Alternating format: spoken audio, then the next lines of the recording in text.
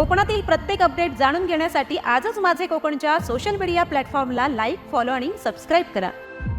राज्याचे उपमुख्यमंत्री अजित पवार यांचे बारामती येथे झालेल्या भीषण विमान अपघातात दुर्दैवी निधन झाले. राज्याच्या राजकारणात मोठा दबदबा असणाऱ्या दादा परवाचा असा दुर्दैवी शेवट झाल्यानं सर्वत्र हळहळ व्यक्त होत आहे. मंत्री भरत गोगावले यांनी आपली भावना व्यक्त केली आहे. विमान अपघातामध्ये राज्याचे उपमुख्यमंत्री आदरणीय अजितदादा पवार यांचं अत्यंत या अपघातामध्ये दुर्दैवी निधन झालं. मी माझ्या तमाम जनतेच्या वतीने, माझ्या रायगड जिल्ह्याच्या वतीने, माझ्या मतदारसंघाच्या वतीने की ही जी बाब आहे ही अत्यंत दुःखद आहे.